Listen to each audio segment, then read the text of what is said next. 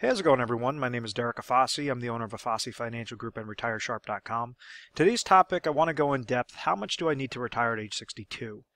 And I want to discuss a couple of things, try to help you understand where your current situation is, or what I like to call your point A. Then also understand what your specific goals are, how to get you from your point A to your point B, show you common mistakes that individuals make when they're just kind of guessing and they're just kind of shooting from the hip and they don't really know how to create a proper strategy for their goals, and then solutions to combat those mistakes. So different things of how, you might not be mindful of a specific negative that you're setting up with your current retirement plan, and it could really bite you in the butt if there is, a downward market disaster, or you're pulling out too much money. If you're in your retirement years already and you're pulling out too much money, how to avoid those common mistakes. And then I'm going to go off of specific examples to show you when somebody's nearing retirement age or they're currently retired, how they could stay retired forever. And what you realize with this video and with a lot of my explanations and different things on my channel is it's not these astronomical changes. It's these very slight shifts that, as long as you're creating these slight tweaks and it's going in the correct areas, the correct lanes, that's how you're going to be able to retire with confidence each and every time. Definitely make sure to have a pad and paper, pad and pen out, and you take down notes, write down questions. At any time that you want to speak to a specialist, give our 1-800 number a call. It's 24/7 customer service line, so you give us a call 24 hours a day, 7 days a week, and you just basically reference this video. You say, I saw a video online about retiring at age 62. There was a couple of topics that Derek was speaking about that I think might pertain to my situation, and the assistants will make sure that the correct specialist will give you a call and help you figure out what your situation is and how to accomplish that most success. So as I clear up the screen, I want to make sure that I'm educating you off of common things that you might have experienced with your current plans, and what was essentially the shift that took place for retirement plans in the past. What are you now susceptible to, and what are some different question marks, and how to basically close up a lot of those gaps. So what used to happen, and understand that all this education is all going to come full circle on when we're going off of some specific plans and some specific strategies. So just kind of, even if you understand some of these topics, just bear with me on at least the first portion of this. But what happened in the past was individuals were able to work for a company and they were offered something known as a pension plan. So I use the example many times of my grandfather. My grandfather was the elevator mechanic for the city of New York, and he was working for the city. The city was essentially his main employer, and they said, okay, as long as you're giving X amount of years of service, what we're going to do is define what a benefit is for your retirement. So we're going to be paying you a salary, each and every day, each and every week, until you hit that type of retirement age. If you give X amount of 30 years worth of service, at that age, we will start paying you a type of retirement income so that you don't have to ever come back to work, but you'll be receiving X amount of dollars per month for both you and your spouse. And when the second spouse passes away, that's when that income is going to stop. So that's known as a pension plan. It's known as a defined benefit plan. My grandfather in that example, he was able to just hunker down, work hard, put in overtime, whatever that was, be loyal to the employer, be loyal to the entity that he was working for, because he understood that they were investing dollars on the back end that would get triggered, that would pay him X amount of dollars of income each and every year until the day that he passes away, or him and my grandmother pass away. So with that defined benefit plan, that makes retirement planning very easy, because at that point in time, he retired in his late 50s, but let's just say if he retired in his early 60s, he would be able to receive whatever that pension income was. He didn't have to invest these monies in 401k related plans. He didn't have to go and try to cherry pick and choose the best funding options available and manipulate that with the stock market or the bond market and try to really cherry pick to grow his retirement nest egg. He just basically worked for the company, and the company was providing him that benefit on the back end. So rather than try to make his retirement formula extremely complicated, we understand that when he retired, if he was in his early 60s, he could trigger his pension income. And let's say that brought him $4,000 per month. and then also Social Security income that you could take earliest at age 62, if that brought in another $2,000 per month, this is $6,000 per month of income. So as long as his income each and every year, or as long as his income each and every month, him and my grandmother's income each and every month, were greater than what their expenses were, they could live their retirement years with confidence. Their income is higher than what the expenses are. So if now, let's say if he was bringing in $6,000 per month, but he decided, oh, I worked my whole life and now I want to go and piss all this money away and, you know, try to ring up my debt and go on all these lavish vacations, and now he needs $10,000 per month of income, that's a large gap there. So the first step to trying to retire early is make sure that you understand what your expenses are and understand what your budget is, and stick to that budget. There has to be a type of, you know, hold your feet to the fire and make sure that you're not just, you know, patting yourself on the back for working so many years. There has to be a reality to the situation. If you want to go and try to, you know, piss money into the wind after you retire, that's going to result in a very large mistake. And what's going to occur is you could try retiring when you're 62 and then realize, oh my gosh, I have no more money left by the time you're in your 70s, and now you have to go back to work, and you know everything that you thought of retirement being this great wonderful thing did not occur. So the first thing is you definitely have to stick to a set of rules, stick to a specific plan. The most important one is be conservative and understand what your expenses are and really own what your expenses are. So now I also understand that individuals watching this video, majority of them unfortunately do not have pension plans, or if they do have a pension plan, it might be, you know, such a small dollar amount, and there might be some other savings involved that you had to save yourself. So this is where you had the implementation of ERISA, the ERISA Act of 1974, which shifted how retirement plans, you know, worked. And what happened was, rather than the risk being thrown onto the employer, so like my grandfather's situation where they were investing dollars on the back end to provide him a set retirement income stream for him and my grandmother until the second spouse passes away, and they're trying to calculate what that, you know, actuarial data is to say, okay, we have to give away X amount of dollars per month, but you know, realistically they're going to pass away when they're in their 80s, their 90s, and we're going to utilize the law of large numbers. That entire ball game and that employer risk has shifted after that ERISA Act of 1974. And what it did was it allowed individuals, it allowed employers to create sorts of retirement plans for employees that the employees could invest themselves, and therefore transfer that risk from the employer directly to the employee. Hence the implementation of the 401k plan. So if you've ever heard these retirement terms, a pension plan could also be known as a defined benefit plan off of a 401k plan or other type of qualified plan like a 403b, a thrift savings plan, 457 plan, are known as defined contribution plans. And it's not that complicated of a term. All it's saying is that the employer defines what the benefit is under a pension, as opposed to the employer just defines that you could contribute into that plan, defined contribution plan. So that's basically the more complicated of the difference between defined benefit versus defined contribution. Now, with 401k plans, the way on how these work, and actually let me clear this off, how a 401k account grows, I want you to think of that like a bucket. As you have an individual that's working for an employer, the employer is obviously paying this individual a type of salary or income, and now they're saying, okay, when you start working for us, we're going to give you your employee benefits package, where it's going to have your, you know, your health insurance, life insurance, different ancillary products, and then also you could add dollars into a 401k each paycheck or every pay period or each month or at the end of the year, whatever that case might be. So as this person's getting paid, let's say this individual's making $100,000 in a given year, and they decide to put away 10% of their salary into their 401k plan, that shows that the contributions being placed into that 401k plan are going to be, you know, $10,000 for that year. It's basically a percentage off of whatever the salary is, and then that's what's going to add in the contributions. 401k plans, in order to further incentivize somebody to add dollars in there, the employer saying, hey, we're not just completely screwing you over and not giving you a pension plan. What we're going to do is try to still retain good employees here, or at least provide you an incentive to invest into this plan and to try to stay with our company. So we're going to give you something known as a match.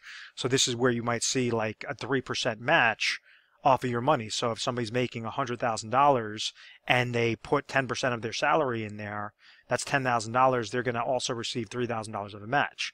If they put $3,000 in there, then they're also going to be receiving $3,000 of a match. If they put $1,000, which is only 1%, they're only going to receive $1,000 of a match. So it's usually up to that specific percentage, and then sometimes you have different variations of that. But the point I'm trying to make is this 401k bucket, or these qualified employer-sponsored retirement plans, they grow by the contributions and the rate of return that's associated with that type of 401k bucket.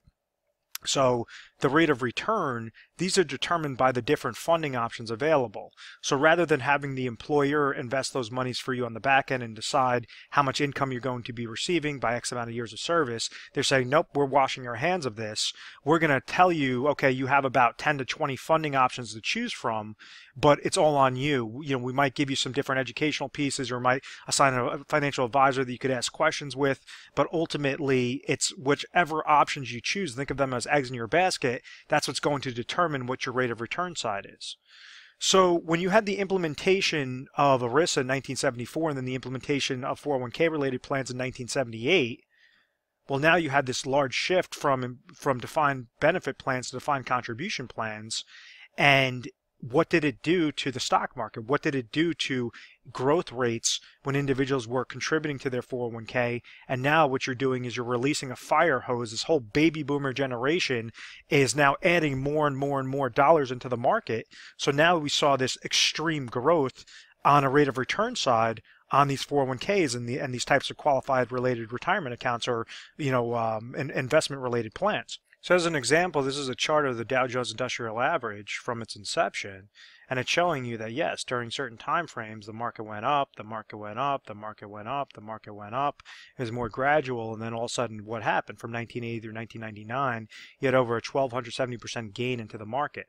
So it's like that fire hose that's being released into the market, and therefore it's inflating the rates of return from all those individuals that are placing more and more dollars into their employer-sponsored retirement plans as a defined contribution retirement related accounts. Now, what occurred from 2000 going forward was obviously we had the tech bubble bursting, we had the Great Recession, and most importantly, we now had individuals that were pulling monies out of the market to live off of for retirement income. So the purpose of showing you that chart was now you have the pressure of baby boomers that are needing to retire, so they need to liquidate their positions out of the market. You don't have enough of the Generation Y and the millennials that are saving their monies to basically offset that switch. So this is why we're seeing, constant market volatility. And it's not so much like, obviously the market's been doing really well for the past year or year and a half or so. The point that I'm trying to make is that you can't just set it and forget it anymore. You now have to have a strategy. Because if you're going and you're trying to accumulate your dollars, like when somebody's planning for retirement, when they're nearing age 62 for retirement, they're in something known as an accumulation stage. So what they're trying to do is efficiently, from their point A to point B to that retirement age or to their retirement years, they want to efficiently accumulate these dollars. In order to efficiently accumulate those dollars, they have to make sure to eliminate as many holes out of this bucket as possible and eliminate when this rate of return side comes back negative, like a 2001, like a 2008. And case in point is in 2008, you had average portfolios lost anywhere between minus 30% to minus 60%. So if somebody walked into the year with $1 million and they said, okay, great, I'm going to retire, I'm going to pull out 50 grand out of my 401k related bucket or qualified retirement related bucket, they pull out that sort of money, then they get drilled with a 40% drop or a $400,000 loss. And then on top of it, they were paying, 1% in mutual fund related fees, 1% in advisor fees, or we'll call it 10 grand, all these different micro shifts that are further negating how much growth is actually occurring in that bucket. So this person would have walked into the year with $1 million in this hypothetical example and would have walked out of the year with minus $470,000. Their new account value would be $630,000. They pulled out 50 grand and their new account value for that next year is $630,000. That's a lifestyle change. That's something that you want to eliminate at all costs, something as drastic as that. And I'm not trying to go and just say, okay, this is something that will never happen. These are things that have happened. These are things that I've seen it with many individuals that have called me up after the fact regarding their retirement accounts and regarding just kind of setting in and forgetting and hoping that they were with an advisor that knew what they were doing. And, it's just very unfortunate with a lot of those cases. So what I just explained in that segment was reverse dollar cost averaging. I'm saying that it's basically the power of compound interest that could negate retirement accounts, and it's basically due by compound interest of negatives. So when you have, if you're investing your monies, your 401k related accounts or different retirement related accounts, let's say you're investing in mutual funds and different really expensive related accounts or investments, those are fees that are involved with there. You might be leveraging a financial advisor, those are additional fees. So think of them as little holes in your bucket. If you get hit with a downward market loss, that's a further negative. That's a further hole or a larger slice to that bucket. And when you start pulling out income, that's a further negative. That's another hole that's coming out of it. And let's say that you now have to combat inflation because your cost of goods and services might be increasing to purchasing power risk throughout your retirement years. So you want to make sure that you at least have a plan set up for inflation, because if you have to pull out more money, that's going to be further holes out of this bucket. So what we're seeing is the power of compound interest. Rather than work towards that account and work favorable towards that account, it's actually starting to negate and making individuals outlive their retirement savings very easily.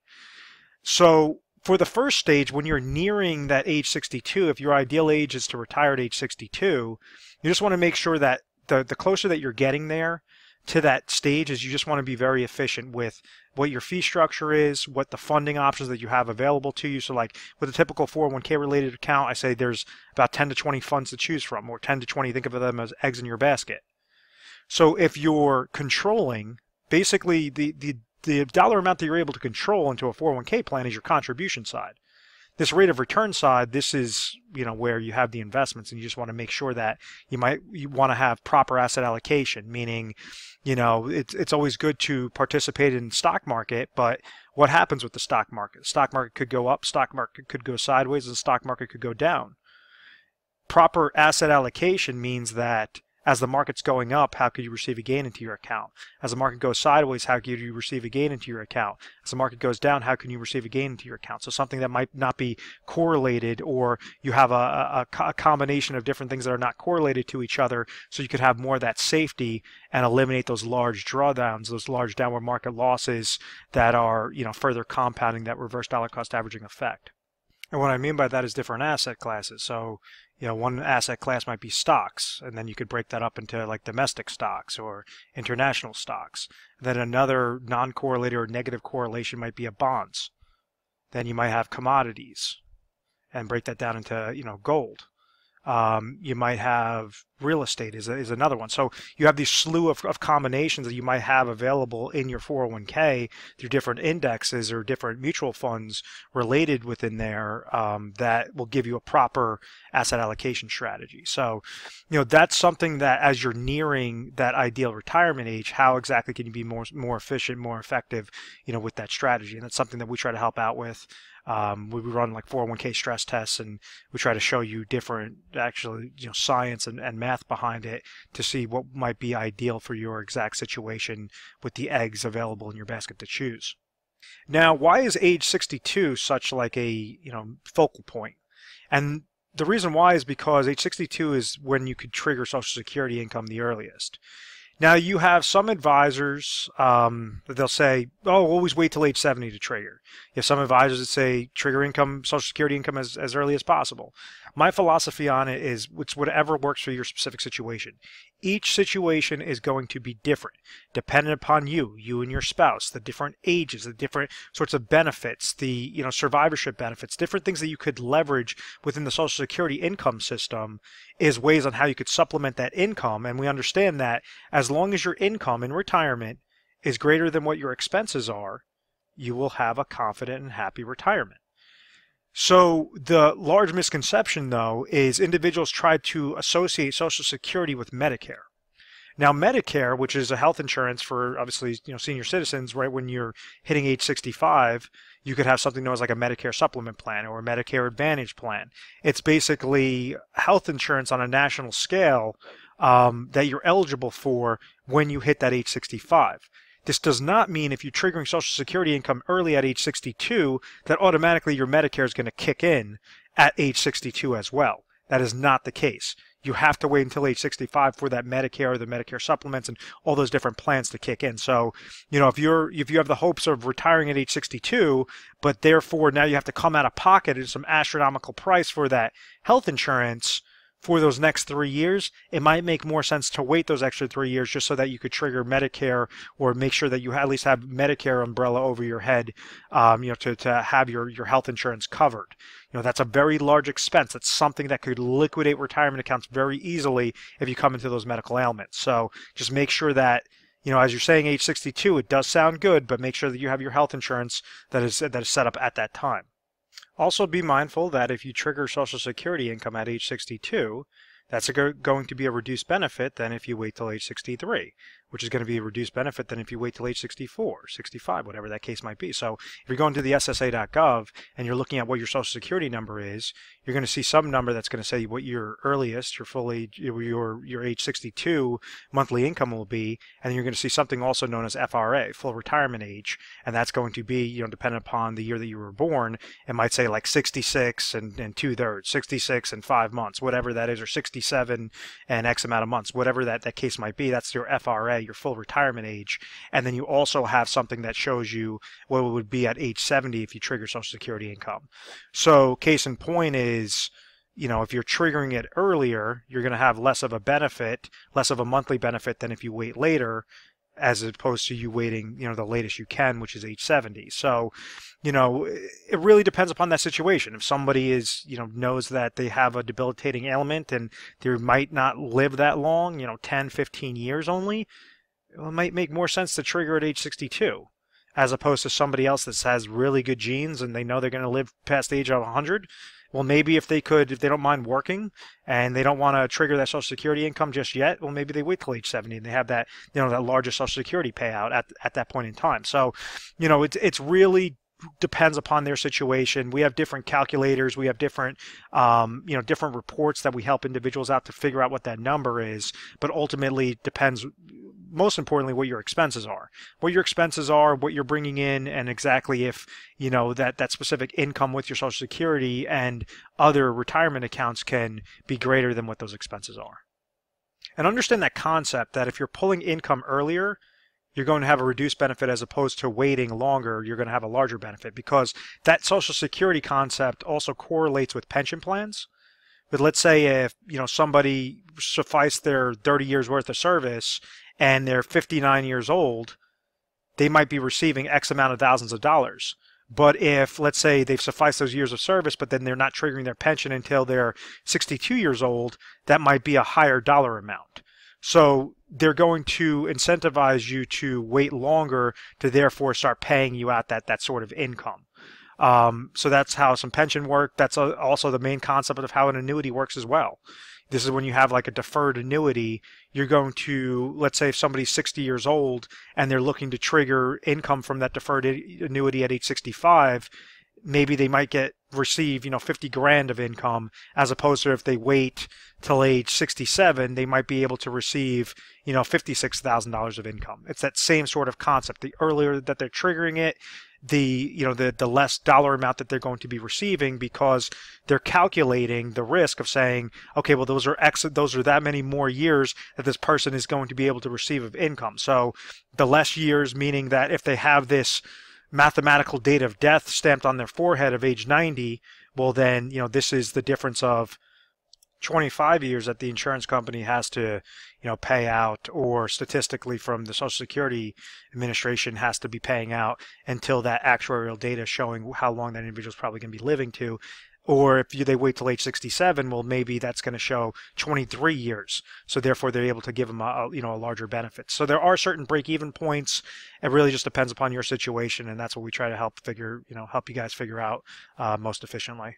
Now, the most important takeaway with this video is to understand how can you customize your plan to make sure that you're able to retire at this age 62, so you can figure out how much you actually need to retire at age 62. And this is when individuals could leverage IRA contracts, individual retirement accounts, And you could take your old retirement accounts and you could roll them over into customized IRA accounts so that they're being segmented into specific lanes that are ideal for their age 62.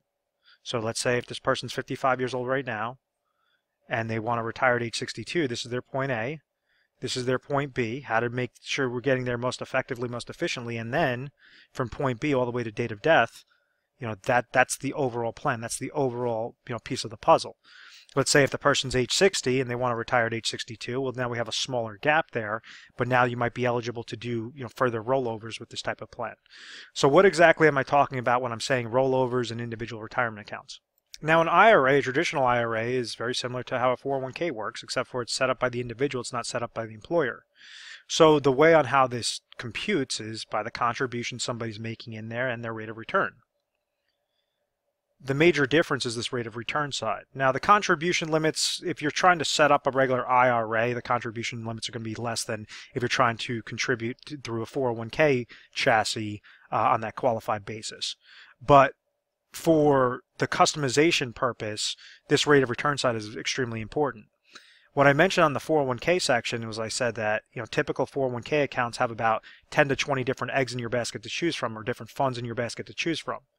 Typically those 401k funds are crappy funds, they're shitty funds, or they might be super expensive, or they just might be cruddy where there's not a lot of diversification that you could choose. So when you go and you set up an IRA, instead of 10 to 20 different eggs in your basket to choose from, you might have options between 3,000 to 5,000 different eggs in your basket to choose from. So these could be a lot higher quality, a lot cheaper of a price.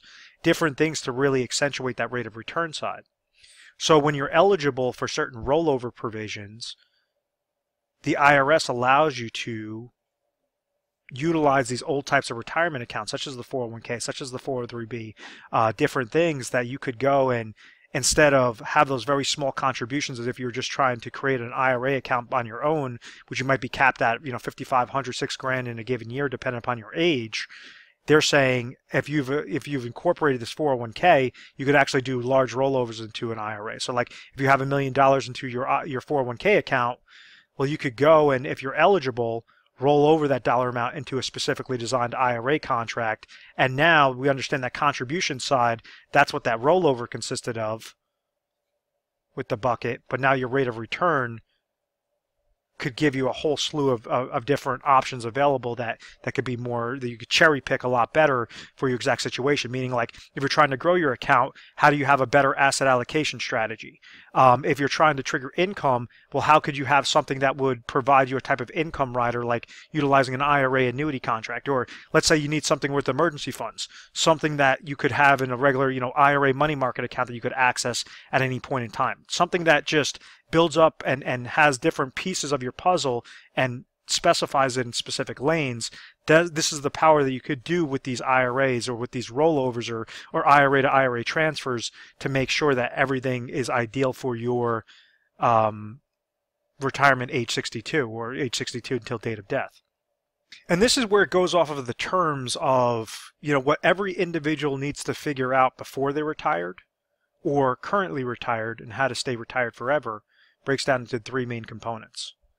I've briefly discussed the first component, which is income sources.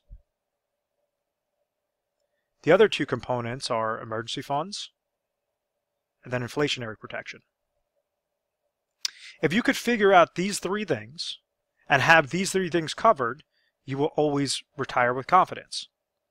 And what I mean by that is, let's say if we take an example of an individual that was working for a company, they might have a very small pension plan.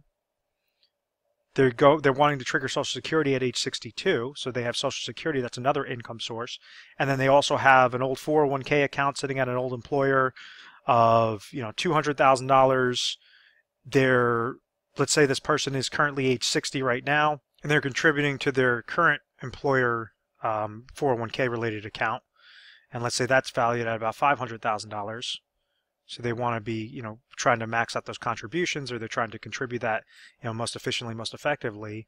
But once again, their ideal retirement date is age 62. So first off, we want to know, okay, we have these little buckets that are sitting there. This is an old 401k. This is a current 401k.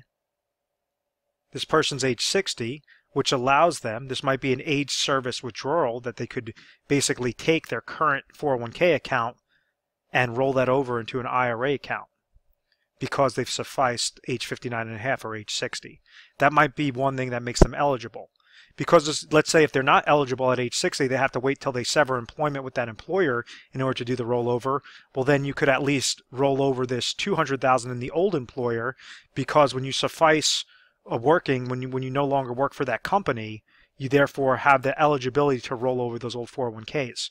Or if, let's say, this person established an IRA and has been contributing to an IRA account, well, that's something you could transfer an IRA to a new customized IRA account. So there's a whole slew of different things that makes this third component of the income source favorable for that individual situation. So the first step is to figure out what are the current accounts, how are those current accounts held, are they eligible to roll over those current accounts to have it into a better IRA account? Does it make more sense to go and roll that over into an IRA and to customize that option? Does it make more sense to just leave it at that 401k account? So we want to figure out what exactly they currently have, and then what exactly is the goal. This person says that they're currently age 60.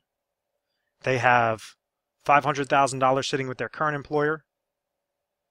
They have $200,000 sitting with an old 401k. At age 62, they're going to have pension income stream that they're eligible for, that they're able to receive. And let's say that's going to bring them $20,000 a year. And let's say at age 62, they're able to receive another $30,000 of Social Security income. So right there, it explains in a very generic sense what their assets are. Income sources. What exactly are their expenses? And how much has their income sources already suffice what their expenses are? So let's say that we go and we send this client, this prospect, a budgeting sheet, a budgeting analysis to say, okay, let's figure out at your current age 60, what are all your expenses right now? At age 62, what are your expenses going to be? Are you no longer going to have a mortgage over your head? What exactly are, this going to be a reduction in expenses? Everything to the decimal point as best that you could fill that out. You could look at budgeting sheets. You could look that up on Google. We also have ones at our office that we just basically send over to you and we explain to you. But it's not that complicated. It basically says, okay, what's your expenses? What's your monthly expenses? What's your monthly income? All these different things. So let's say at age 62, we understand that this person is going to need $70,000 from age 62 to the day that they pass away, them and their spouse passes away, going forward. So what it tells us is that they're able, between the pension income and the Social Security income, that's going to bring them 50 grand. But their expense gap is larger. They need $20,000 of income to live off of for retirement monies. Let's say if this individual decides they're not going to try to utilize the IRA route and they're not going to try to set up an actual plan, they're just going to roll the dice and hope that their accumulation strategy that they've grown these dollars to, this $500,000 over there and $200,000 in their old 401k account, they're just going to basically stay susceptible to that risk. What they're doing is they're leaving themselves exposed to that reverse dollar cost averaging effect of saying their 401k is going to have different 401k related fees. If, let's say, they want to go and utilize an advisor for that to monitor their accounts for them, that's going to have an additional fee. That's going to be an advisor fee. Let's say if they're just leaving themselves susceptible to downward market losses, well, now that's a third negative. Now they're going to try to pull out more and more income. So if they have a large drawdown, a large downward market loss that occurs, this could liquidate, even though it is a lot of money, $700,000, this could liquidate it very quickly if they're not at least taking a proper approach. What used to happen back in the day where individuals were able to say, okay, I have these old 401k monies, these old retirement monies, I'm just going to go and leverage, fixed contracts like a bank CD or a fixed annuity that's paying me 10%. So as long as they would go and put a portion of their assets into that type of financial product, they'd be able to live off the interest each and every year. Well, unfortunately, those fixed related accounts no longer are paying 10%, and they're now, you'd be lucky if you find a bank CD that's paying for a 5-year 1.50%. So the entire ball game has shifted where now you have to take on a little bit more risk, or have more of a systematic plan in place. And this is where you have like a lot of IRA annuities with their lifetime income riders that became very popular, especially after the 2008 market crash, to allow the individual to control their monies and still leverage the insurance company to provide them what that additional income gap is. So as an example, somebody on this first stage, because they're trying to receive lifetime income, well, they could get that through a pension, they could get that through Social Security, they could also suffice this additional gap through an IRA annuity. The reason why I say IRA, or traditional IRAs, is because this current 401k, it's sitting in a qualified retirement account. The old 401k is sitting in a qualified retirement account.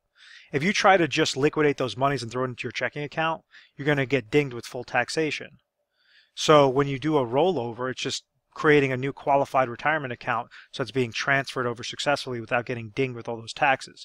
You're going to be taxed each time that because these monies are known as pre-tax qualified retirement accounts, each time that you're taking a distribution out, you're going to have to pay taxes on that because you haven't paid taxes on that on those monies yet, but you're not getting paid taxes on that additional, on that rollover. That's why it's important to know the difference between a rollover or a transfer rather than just liquidating your positions and falling victim to that common mistake. So in this situation, out of the $700,000, let's say they're eligible to roll over these dollars. Well, maybe it's going to cost $300,000 in the top annuity-related product, IRA annuity product, at their current age 60 to trigger income at age 62 that will provide $20,000 of lifetime income for both, that person and them and their spouse to the day they pass away. So out of the $700,000, what happened was $300,000 was rolled over into a fixed type hybrid annuity contract, meaning an annuity contract with an income rider attached to it for lifetime income, and it cost them $300,000 while they're still maintaining control of those accounts and they're still able to leave whatever they don't use up to their beneficiaries. And that's a whole nother conversation. You could review videos on different IRA annuities and different things that I've had out there, on my Retire Sharp channel. But understand that we don't want to try to go after the full dollar amount. We only want to put the correct dollar amount into that specific lane. So the income sources, we want to take $300,000 in this hypothetical example towards the income source IRA lane. So this is IRA number 1, and this is telling us that they will receive $20,000 of lifetime income. If this person, lives till 120 years old, that's still going to be suffice because they leveraged $300,000 off of their original $700 to go into the IRA number 1. IRA number 2, rule of thumb is that you want to have anywhere between 6 to 12 months of expenses towards some sort of emergency funds, meaning liquid cash. So out of this $400,000 that's remaining, maybe this person wants to take $50,000 and put that into an IRA money market account. Something that they could access at any given time. It's not going to gain, it's not going to lose, just something that they have extremely safe that they could access in case of an oh my gosh moment that occurs. So now that tells us that we have $350,000 more left to invest with. And now this could combat that inflationary need. When I say inflationary need, maybe at age 62 their expenses are $70,000, but maybe at age 67 that expense is going to increase to $75,000. Maybe at age 72 that's going to increase to $82,000. So you're going to have some expenses that are going to be fixed, some expenses that are going to be tied to purchasing power risk and inflationary risk, like the cost of goods and services increasing. So this is how you could grow your account most effectively, most efficiently. You could utilize this through an annuity laddering strategy, or you could set that up with different managed money concepts, proper asset allocation, different things that are a lot cheaper cost, different things like tactical managed money or passive strategies, things that will just make a lot of sense, that will make more sense than leaving it with your current 401k related accounts. So in that hypothetical example, we took two different, account situations of 500,000 and 200,000, and we might have created, 3 separate IRA accounts or 5 or 6 separate IRA accounts that are now being customized to a specific need. As long as you get step 1 and step 2 covered, that inflationary stage is something that you could have a little bit more fun with. You could say, okay, well, I'm going to have a more risky growth strategy, and any time that account really does well, then I'm going to take an extra vacation that year. Or you might want to have a fixed conservative strategy that just says, I want to make sure that I'm having a return, of my money rather than on my money. So you could splice this up in a whole slew of different ways on that step 3, but what we're not doing is we're not guessing. We're at least, placing these IRA accounts into specific lanes to make sure that, yes, you could retire at age 62, but how much you need to retire really depends upon what your expenses are, and making sure that you're not splurging. You're not just, patting yourself on the back and saying, you worked hard and now you deserve this and now you could be, foolish with your money. You, more than ever, you have to have a strategy, because with retirement, you only have one chance to get things done correctly. Many times what we see are negatives of somebody, having these $700,000 accounts, and then they'll go and try to just throw that all into specific investments. And even though the reports are coming back that the investments have a 80% chance of basically providing them enough income from now until the date of death, that's still a risk. We only want to see things that have a 100% chance of success. 80% chance is not good enough. And the case in point would be like if you're going on an airplane and your pilot comes on the loudspeaker and says, "Hey, congratulations, there's clear skies and we have an 80% chance of getting to our destination successfully." You're going to see everybody running for the doors and trying to get off that damn plane. That's the same way you have to take your retirement and your retirement lifestyle, in your own hands. Is you only want to see 100, or what I always recommend is 100% chance of success, to make sure that we're leveraging all components, and it'll get you from your point A to point B all the way to date of death successfully, and so that you don't have those worries. So I hope that all that makes sense. Let's say if we're going through those 3 combination of things, and same situation, somebody has $700,000, but their income sources of their pension income are $40,000, and Social Security income at age 62 is going to be $30,000, and they have $70,000 of income, but they only have $40,000 of expenses. Well, you definitely do not need to leverage an income annuity as your first step as your IRA.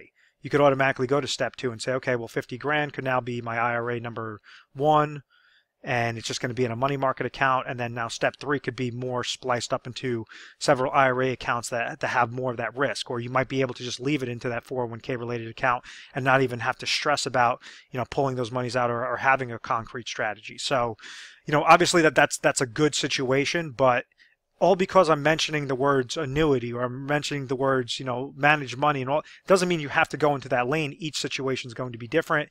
It's just making sure that you're understanding the basics of it, and these small shifts could have a very large impact towards, successful, sort of successful, confident retirement. So in closing, I hope you found value in this video. Please feel free to subscribe to our YouTube channel, Retire Sharp, so you can have access to the most updated videos. At any point in time that you found something interesting, feel free to give our 1-800 number a call. It's 1-800-566-1002. We're available 24 hours a day, 7 days a week. A more efficient way on how you could schedule an appointment with us would be to go to our website. It's going to be in the little URL attached at the description of this video, is retiresharp.com, or you could type in afassifinancial.com. It's all going to bring you to the same place. And you're going to see a little icon that pops up on the bottom right-hand side. It says schedule an appointment or book your strategy session. So now you could specify it a little bit better and say, hey, I really want to make sure that, based upon your schedule, based upon your calendar, you'd say, I'm really interested in retiring at age 62. Please make sure that the correct specialist gives me a call at that time. And there's many times that I'm the one making the phone call, so you could you could ask to speak to me directly, and I'll be sure to help out your exact situation. So once again, I hope you found value in this, and give us a call and we'll try to help you out best way we can. And thank you so much for watching. Take care.